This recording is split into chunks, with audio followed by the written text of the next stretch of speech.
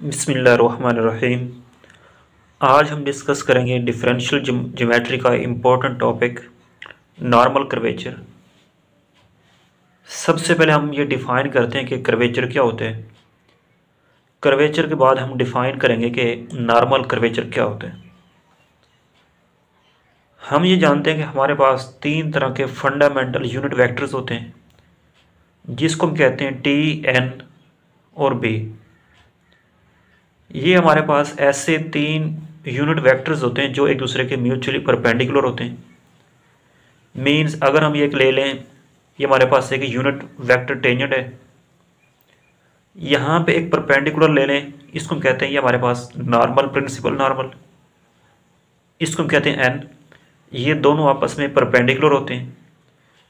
इन दोनों के हम तीसरा एक परपेंडिकुलर वेक्टर ले लेते हैं जिसको हम कहते हैं प्रिंसिपल बाई नॉर्मल, इसको हम कहते हैं बी से। ये तीनों आपस में म्यूचुअली परपेंडिकुलर होते हैं। कैसे? ये हम सपोज करें एक वेक्टर, ये हमारे पास दूसरा वेक्टर और ये तीसरा वेक्टर, ये तीनों वेक्टर्स ये तीनों आपस में म्यूचुअली परपेंडिकुलर होते हैं। अब ये तीनों आपस में मिलके इसको हम कहते हैं मूविंग ट्राइएड।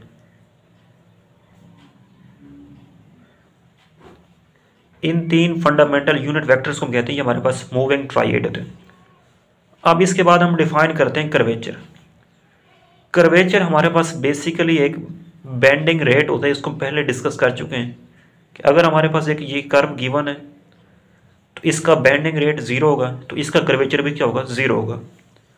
अगर कोई भी ये कर्व ऐसे गिवन है तो इसका कर्वेचर ज़ीरो नहीं होगा। अगर कोई भी कर्व ऐसे गिवन है तो इसका कर्वेचर उससे ज़्यादा होगा। अगर हमारे पास ये एक सर्कल गिवन है तो इसका भी कर्वेचर होगा और ये कांस्टेंट कर्वेचर होगा। अब हम डिफाइन करते हैं, तो यहाँ पे हम कर्वेचर को कैसे डिफाइन कर सकते हैं? इसको हम ऐसे डिफाइन कर सकते हैं, bending rate of any curve is called curvature. अब हम कर्वेचर की बहुत सारी टाइप्स को डिस्कस करेंगे। सबसे पहले हम डिफाइन करते हैं कि नॉर्मल कर्वेचर क्या होते हैं। अब अगर हम ये ले लें कि ये हमारे पास ये टेंजेंट गिवन है, ये प्रिंसिपल नॉर्मल गिवन है, इसको हम शो करते हैं टी से, इसको हम शो करते हैं एन से और इसको हम शो करते हैं बी से। मान लें अगर हम यहाँ पे एक सरफेस ले लें, यहाँ पे हमारे पास एक सरफेस गिवन है, ये हमारे पास एक सरफेस गिवन है। इस सरफेस को हम कहते हैं हमारे पास एक एस सरफेस गिवन है। इस सरफेस में हम एक प्लेन ले लेते हैं और यहाँ पे हमें ये सपोज करें हमारे पास एक पॉइंट पी गिवन है। यहाँ पे हम एक प्लेन ले लेते हैं जो ऐसी प्लेन होती है जो कि पी पॉइंट में से पास होती है, तो इसको हम कहते हैं section of surface. Section of surface, तो इसको अगर हम डिफाइन करना चाहें तो कैसे करते हैं? The plane which passes through the surface through point P is called section of surface. अब अगर हम इस प्रिंसिपल नॉर्मल के अलॉन्ग ऐसा वेक्टर ले लें जो कि इस एन के अलॉन्ग हो और इस सरफेस पे परपेंडिकुलर हो, और वो वेक्टर हम ले लेते हैं, सपोज करें वो हमारे पास वेक्टर है एन यूनिट वेक्टर की बने। अब अगर हम एक ऐसी प्लेन लें जो कि इस सरफेस के परपेंडिकुलर भी हो और इस पॉइंट पी में से भी पास हो, तो इसको हम कहते हैं normal section of the surface. Normal section of surface. अब हम डिफाइन करते हैं नॉर्मल कर्वेचर। नॉर्मल कर्वेचर को हम ऐसे डिफाइन करते हैं, the curvature of normal section of surface, normal section of surface is called normal curvature. इसको हम कहते हैं नॉर्मल कर्वेचर। नॉर्मल कर्वेचर को हम शो करते हैं कैपा एन से, और इसके हमारे पास दो फार्मूले होते हैं। इसके फार्मूले हमारे पास गिवन है।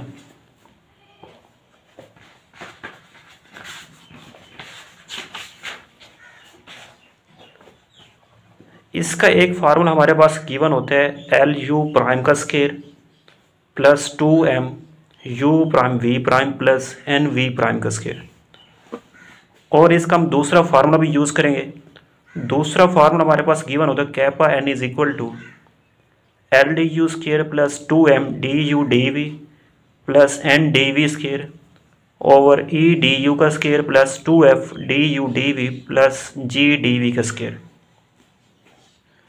और बेसिकली कैपा नॉर्मल कर्वेचर हमारे पास बराबर होता है n unit vector multiply by dot product of r double prime, और नॉर्मल कर्वेचर को हम शो करते हैं कैपा एन से। कैपा एन हमारे पास बेसिकली बराबर होता है सबसे पहले N unit vector dot R double dot. ये क्या होता है हमारे पास, ये एक ऐसा वेक्टर होता है जो कि उस सरफेस पे परपेंडिकुलर होते हैं, और यहीं से हम इसकी डेरिवेशन, ये डेरिवेशन इसकी, और इस डेरिवेशन से हम फर्स्ट फंडामेंटल फार्म से इसको ड्राइव करते हैं। तो इसका सेकंड फार्मूला हमारे पास ये वाला फार्मूला होता है। तो इसके दो फार्मूले हैं, यहाँ पे हम सिंपल इसका फार्मूला यूज़ करेंगे। अब हमारे पास एक छोटा सा थ्योरम है, और यहाँ पे इसको हम डिफाइन भी ऐसे करते हैं, the curvature of the normal section of surface is called normal curvature and its reciprocal is called radius of normal curvature. अब क्वेश्चन हमारे पास एक शॉर्ट क्वेश्चन गिवन है, if L M and N vanishes at all points on a surface, कि surface पे 3 points ले लें L M N means वो ज़ीरो हो जाएं, then show that the surface is plane.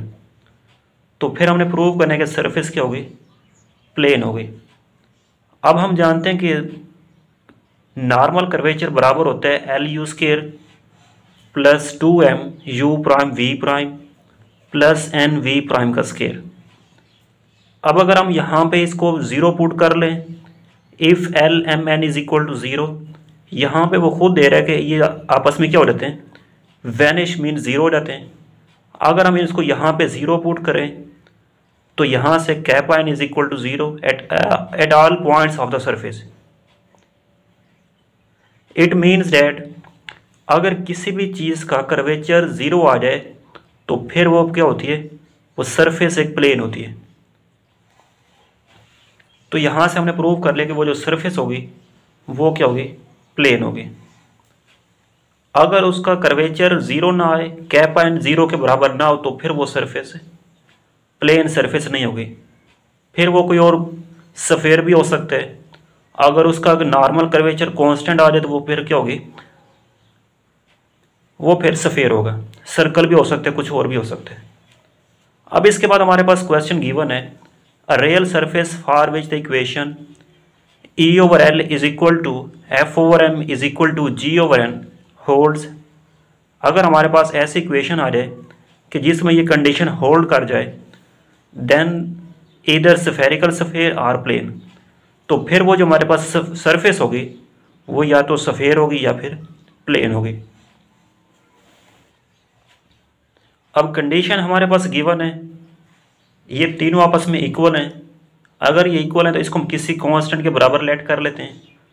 हम ये लेट कर लेते हैं, हमारे पास अल्फ़ा के बराबर है, तो इसको भी हम अल्फ़ा के बराबर रख लेते हैं, इसको भी हम अल्फ़ा के बराबर और इसको भी हम अल्फ़ा के बराबर।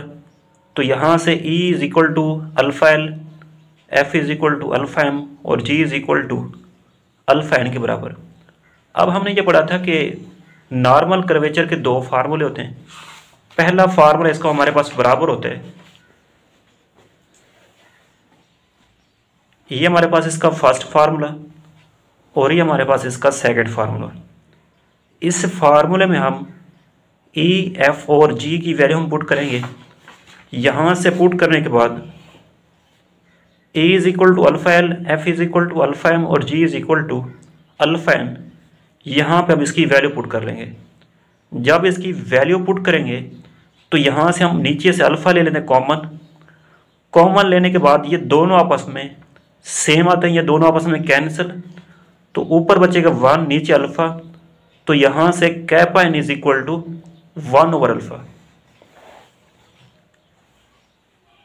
अब अगर ये 1/अल्फा हम 0 पुट कर लें तो फिर ये क्या होगी, अब इसके दो केस होते हैं। अब ये कांस्टेंट 0 भी हो सकता है, ये वाला 0 नहीं भी हो सकता। अगर 0 हो जाए तो फिर नॉर्मल कर्वेचर 0 हो जाएगा। नॉर्मल कर्वेचर 0 हो जाए तो फिर वो हमारे पास, उसको हम कहते हैं कि ये हमारे पास सरफेस होगी, ये एक प्लेन होगी। अगर 1/अल्फा 0 के बराबर ना आए, मीन्स कोई कांस्टेंट आ जाए, क्योंकि अल्फा भी कांस्टेंट होगा, 1/अल्फा भी क्या होगा, कांस्टेंट होगा, तो फिर ये जो हमारे पास सरफेस होगी उसको हम कहते हैं कि ये हमारे पास सफ़ेयर होगी। तो यहीं से हम दो रिजल्ट ड्राइव कर सकते हैं। अगर ये 0 हो जाए तो फिर वो प्लेन होगी, अगर वो 0 ना हो तो फिर हमारे पास सफ़ेयर होगी। तो ये इसमें आपने आज इतना ही करना है कि सबसे पहले नॉर्मल कर्वेचर की डेफिनेशन, फिर इसके बाद ये दो शॉर्ट क्वेश्चन कर लें।